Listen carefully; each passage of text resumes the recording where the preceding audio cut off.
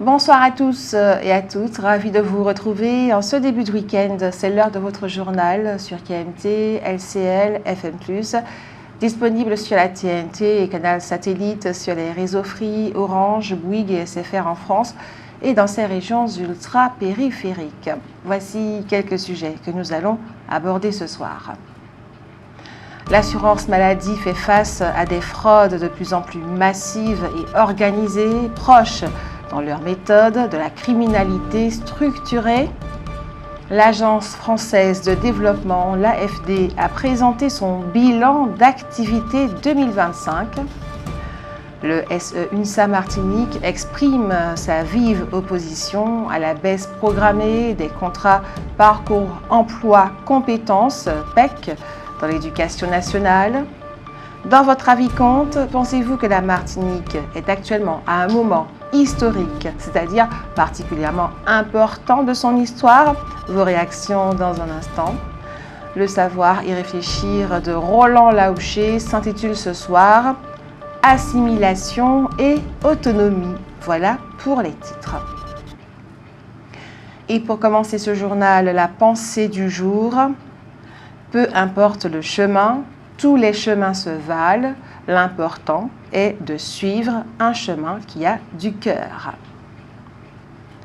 Le curcuma, déjà apprécié pour ses propriétés gustatives, antioxydantes et anti-inflammatoires, aiderait également à prévenir et à traiter le cancer de l'estomac. Il empêche la prolifération des cellules cancéreuses et les amène à s'autodétruire.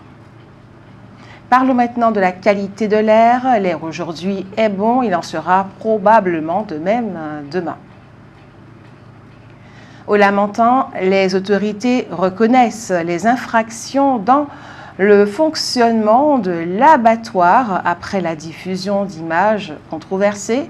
La situation est désormais jugée maîtrisée par les services de l'État. Une fusillade dans la résidence Tocade à Renéville, à Fort-de-France, a fait ce jeudi soir 4 blessés, dont un gravement touché à la tête. Il pourrait s'agir d'un règlement de compte. Une enquête de police est ouverte pour déterminer les circonstances exactes de ces tirs. Le président du conseil exécutif de Martinique a engagé ces derniers jours un dialogue avec les organisations de salariés, l'entreprise prestataire et les présidents de Martinique Transport et de la Régie des transports de Martinique.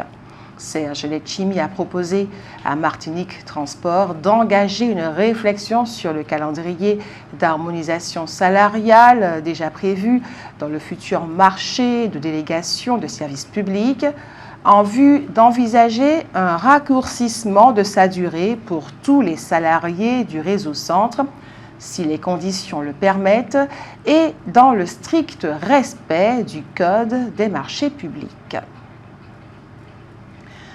Comme toute entité, les hôpitaux, EHPAD, cliniques, mais aussi les cabinets des médecins de ville laissent une empreinte écologique en consommant de l'énergie et en produisant des déchets notamment.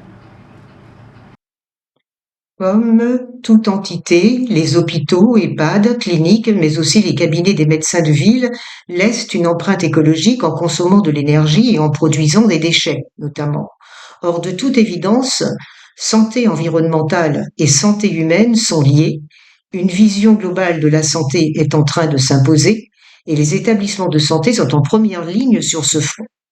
Ils doivent continuer à délivrer des soins de bonne qualité tout en limitant l'impact négatif que peuvent avoir leurs activités sur l'environnement et par ricochet sur la santé humaine.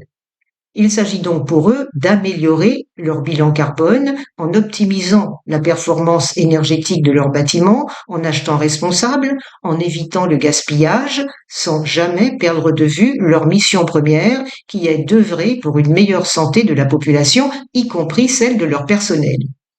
Cette participation active à la transition écologique est d'ailleurs aussi une opportunité d'innovation et d'amélioration de leurs performances. Or, il se trouve que la Martinique étant déjà fortement exposée aux effets du réchauffement climatique, montée des eaux, cyclones plus violents et plus fréquents, vagues de chaleur, tensions sur la ressource en eau, ces établissements de santé en subissent forcément les conséquences. Cette réunion avait donc pour objet, grâce au retour d'expérience des directeurs d'établissements, médecins, représentants de l'Office de l'eau, de l'ARS, de la DEAL, des pharmaciens et autres experts, de définir les pistes possibles en fonction des outils mobilisables dans l'île afin de mettre en place un réseau local capable d'en mutualiser l'usage. Portés par la victoire de Fallon et Merrill, les cultures ultramarines ont brillé lors de la cérémonie des Flammes, hier, jeudi 23 avril. L'événement, qui récompense la culture populaire, s'est déroulé à la scène musicale en banlieue parisienne. Environ 5000 personnes ont assisté à cette 4e édition, marquée par la moisson de Théodora, lauréate de 5 flammes, dont celle de la meilleure artiste et du meilleur album Spotify.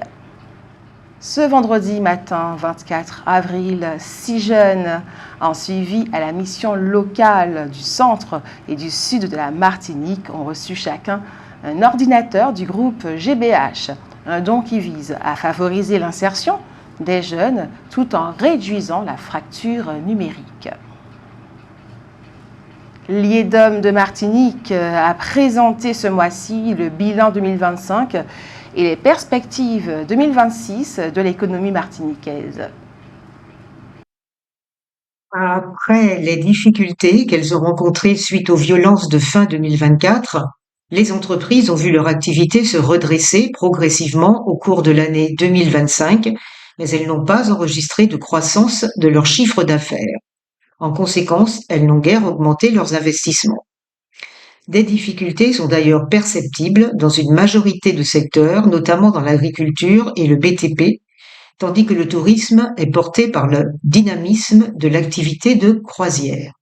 Globalement, les niveaux de défaillance des entreprises martiniquaises en hausse tendancielle restent préoccupants.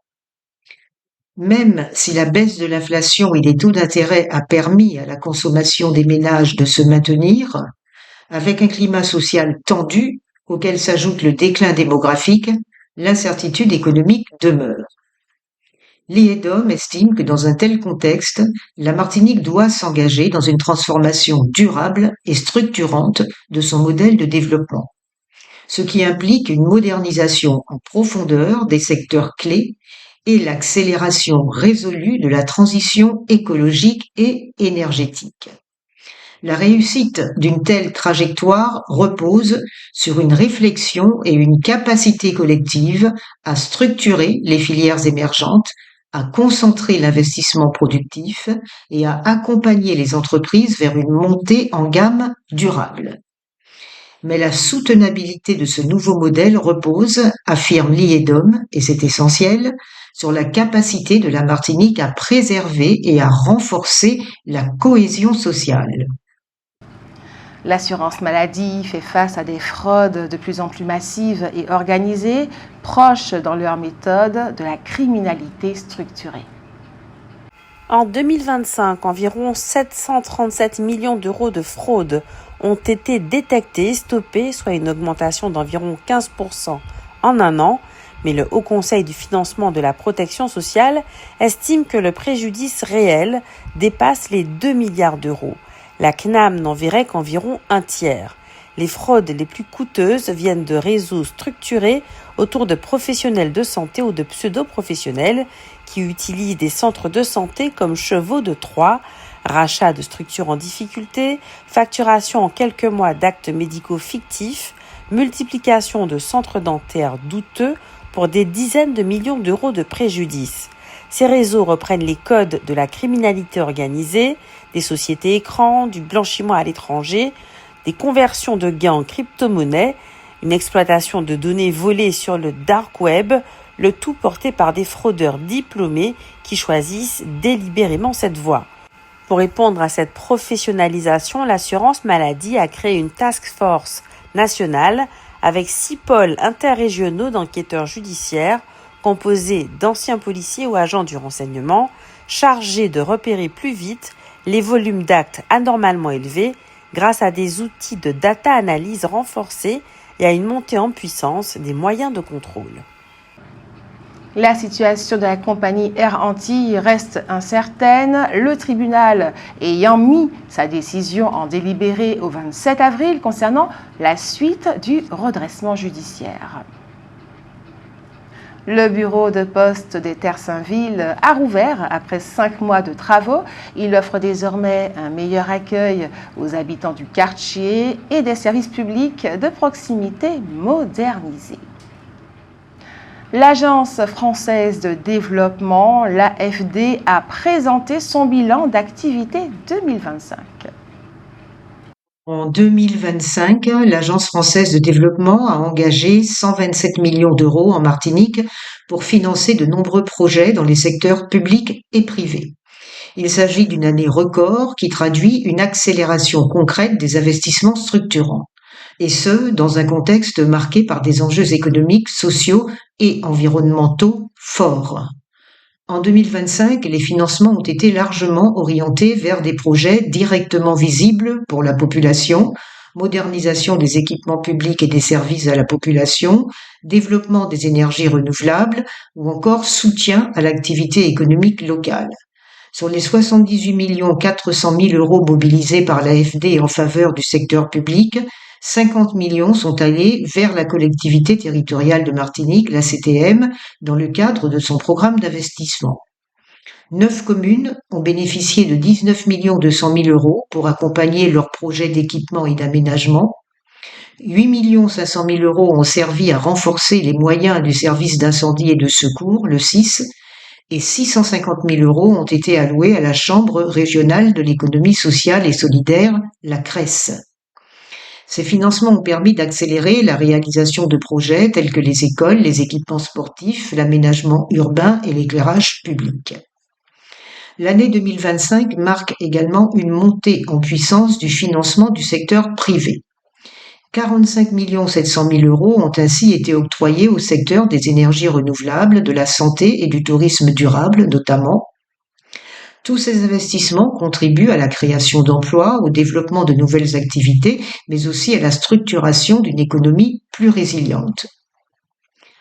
En complément de son activité de prêt, l'AFD a versé, via le Fonds Outre-mer, le FOM, 2 900 000 euros de subventions destinées à financer les études et l'ingénierie engagées par les porteurs de projets, ainsi que les contrats de redressement outre-mer et le plan séisme Antilles. Des tensions persistent autour du réseau de bus après des intrusions de grévistes dans certaines infrastructures, perturbant ponctuellement le service ces derniers jours.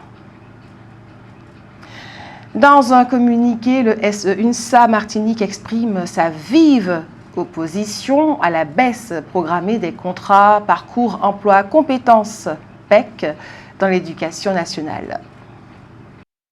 Une décision prise, selon le syndicat, sans réelle concertation ni prise en compte des réalités du territoire et qui risque d'avoir des conséquences lourdes sur le fonctionnement des établissements scolaires puisque les PEC participent à l'encadrement des élèves, à la gestion des absences et à la surveillance.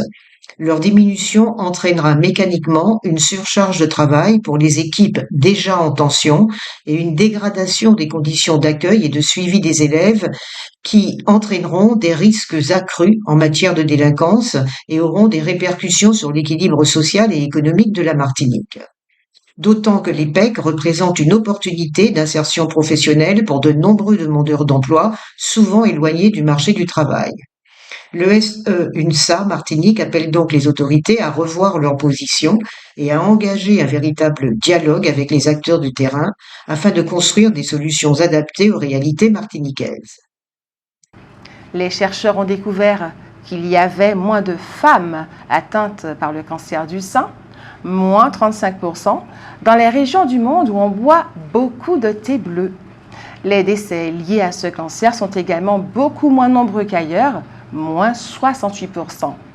C'est sur l'île de Formose que l'on produit ce thé au reflet mi-bleu, mi-vert. Le thé noir, qui est le thé le plus consommé au monde, est lui sans effet. On savait déjà que le thé vert a la capacité d'agir sur les lésions cancéreuses, mais les bienfaits sur la santé du thé bleu étaient encore peu connus.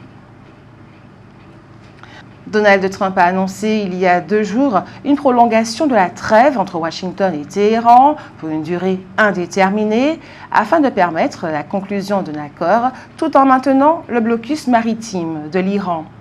Téhéran n'a cependant pas dit accepter de prolonger le cessez-le-feu et a réaffirmé son emprise sur le détroit d'Ormuz. Et vous avez sans plus attendre la parole, c'est l'heure de votre avis compte. Pensez-vous que la Martinique est actuellement à un moment historique, c'est-à-dire particulièrement important de son histoire? C'est à vous.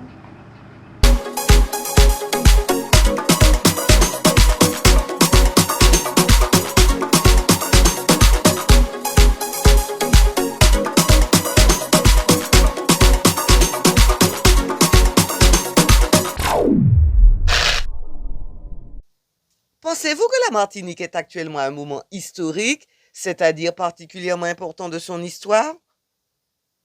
Et à un moment historique, c'est-à-dire important de son histoire. Non. C'est pas parce que, c'est-à-dire oui, le moment historique, c'est que parce que tout change, la population de la Martinique à moitié remplacée par des étrangers.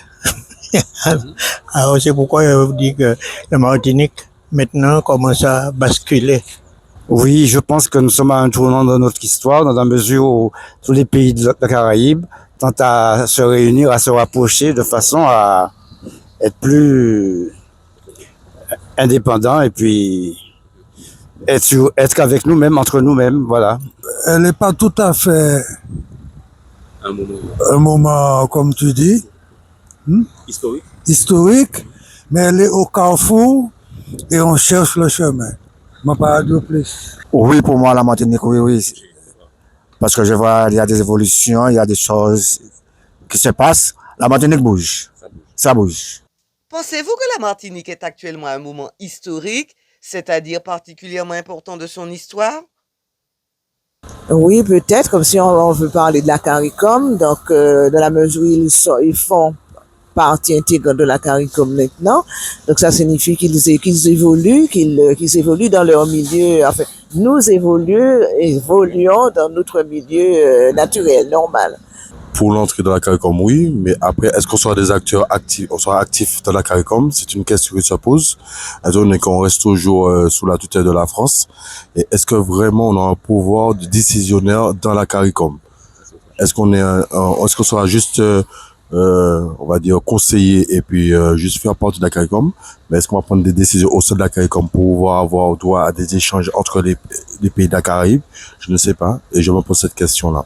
Oui, effectivement, oui, je pense que oui. Nous sommes entrés à un moment très important parce que la Martinique a un rayonnement un peu plus important aujourd'hui grâce aux réseaux sociaux, grâce à certains films comme cette fameuse série Bandit. Donc la Martinique et la Guadeloupe aussi, avec le YouTuber Speed qui va se rendre bientôt en Guadeloupe. Donc il y aura notre rayonnement. Donc il faut que nous, culturellement, qu'on fasse jouer notre différence, qu'on ait ça va pas plaire à certaines personnes, qu'on est des Français, mais on est des Français des Antilles. On a une façon de vivre, on a une culture qu'on doit exposer aux gens. Parce que moi, j'ai voyagé dans les Antilles, on nous prend pour des Français. On va leur montrer notre culture, notre société, avec tout ce qui est bien et tout ce qui est pas bien non plus. Par rapport à la CARICOM, donc il faudrait vraiment qu'on rentre au sein des Antilles, des grandes et des petites Antilles, parce qu'on n'est pas anglophone, mais il faudrait qu'on montre aussi qu'on a quelque chose à dire, qu'on a une façon de vivre et on doit exposer notre point de vue. Au niveau de la Jamaïque, de Cuba, des grandes Antilles, surtout de Trinidad et Tobago, également de la Barbade, qui sont en train de devenir de certaines puissances pétrolières, une grande puissance dans l'arc antillais. Donc on doit imposer notre point de vue aussi également.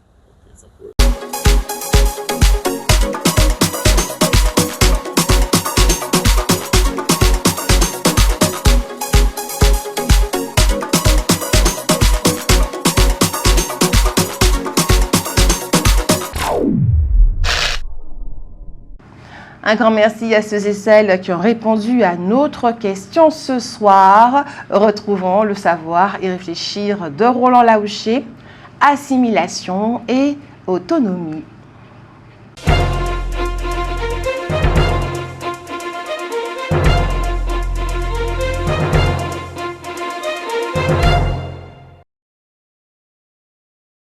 Chacun a compris, le débat sur l'autonomie aujourd'hui dépasse et de loin une querelle politique ou politicienne. Il y va de l'avenir de la Martinique et des Martiniquais. Il convient donc, par-delà l'adhésion à un parti ou à un homme ou à une femme politique, de porter un maximum de mets au banquet de la réflexion. Il faut, en effet, lui offrir à la réflexion non pas un simple repas, mais un véritable banquet. Proposons donc un axe nouveau et à la vérité inédit. Lorsque la femme esclave monte sur le bateau négrier, elle devient la propriété de l'esclavagiste. Partons du principe que l'esclavagiste est français. Et il se trouve que l'esclave dont nous parlons tombe enceinte de lui. Elle va accoucher d'une petite fille qui va naître sur la plantation où va travailler sa maman. Elle aura des demi-sœurs et des demi-frères nés du même papa. Tous ces enfants naissent donc d'un père français, sur une terre française, et d'une maman devenue française par la force des choses. Ils sont donc évidemment français, objectivement. Cela signifie que les esclaves qui se trouvaient en Martinique, en Guadeloupe et en Guyane étaient aussi de fait des Français, comme l'étaient les serfs auvergnats, savoyards ou bordelais. Et cela a finalement été reconnu en 1946, même s'il a fallu pour cela l'abolition intervenue en 1848. Il faut souligner une situation à peu près similaire en France au Moyen-Âge, lorsque l'on faisait venir des pays slaves, c'est-à-dire de l'Europe du centre et du nord, des femmes et des hommes dont on faisait des serfs, c'est-à-dire des esclaves.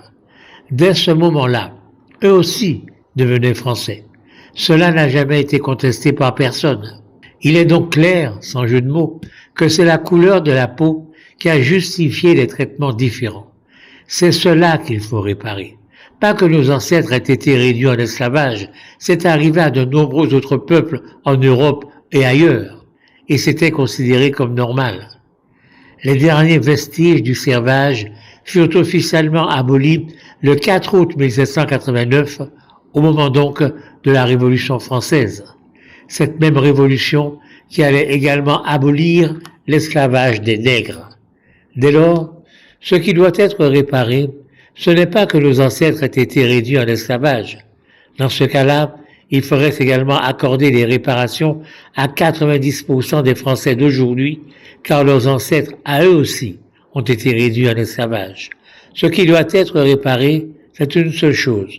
Une chose essentielle, c'est que quoique esclaves, nous étions Français, tout comme les serfs l'étaient, tout en étant serfs, tout en venant d'ailleurs.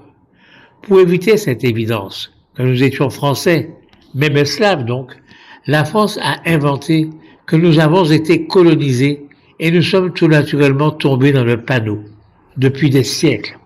Il est encore temps de rétablir la vérité et d'exiger que cette vérité-là soit entièrement reconnue, avec les conséquences qui vont avec. Il est important que nous soyons reconnus comme des Français comme les autres, des Français à part entière, des Français qui, comme les autres, et souvent bien plus que les autres, et dans des conditions bien pires, ont participé à la richesse de la France. Des Français qu'il est, dès lors, juste et urgent de rémunérer comme un retour sur investissement en faisant des Français à part entière. Des Français qui n'ont pas à payer leur nourriture plus cher que les autres Français.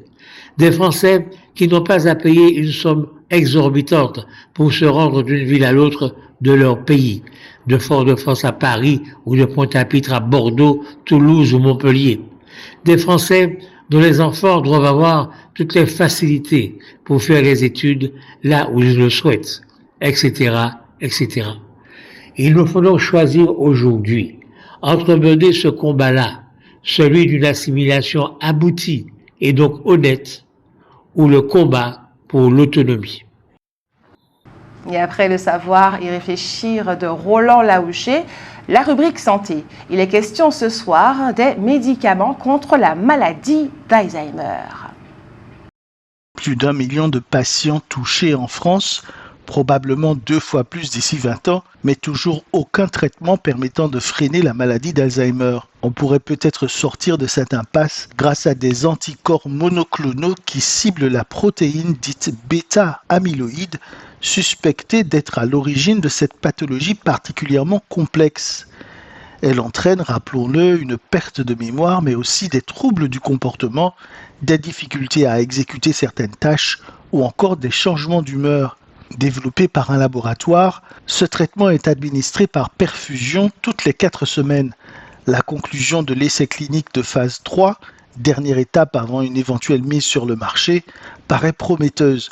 Et la maladie a progressé d'environ 30% moins vite chez les personnes ayant reçu la molécule au sein d'un panel d'environ 1300 volontaires âgés de 60 à 85 ans et à un stade précoce du déclin cognitif.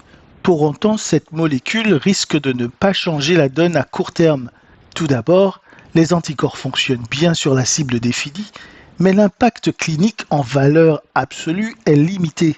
Comprenez que les patients du groupe traité progressent beaucoup comparé au groupe placebo, mais ils restent très affectés, d'autant plus qu'il n'y a pas de retour à la normale à espérer.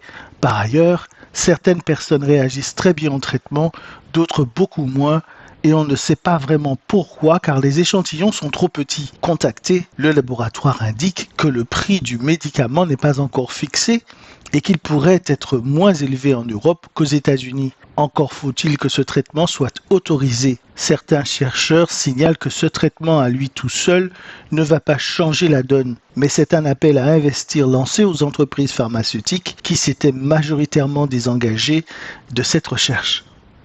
Voilà, c'est la fin de ce journal. Merci à vous de l'avoir suivi. Merci de votre fidélité. Ce journal a été réalisé avec la participation de Jordan, Adélaïde, Jean-Michel Césaire, Jenny Georges, Alain Jean-Paul, Daniel Jazz, Sarah Verne, Hugues Blandy, Marie-Josée Joseph, Simao Laouché et Roland Laouché.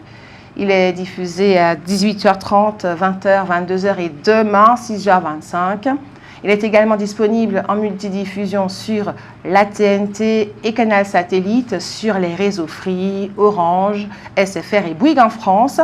Retrouvez votre journal sur notre site kmttelevision.fr. Je vous souhaite une agréable soirée, prenez soin de vous, bon week-end et que Dieu garde la Martinique.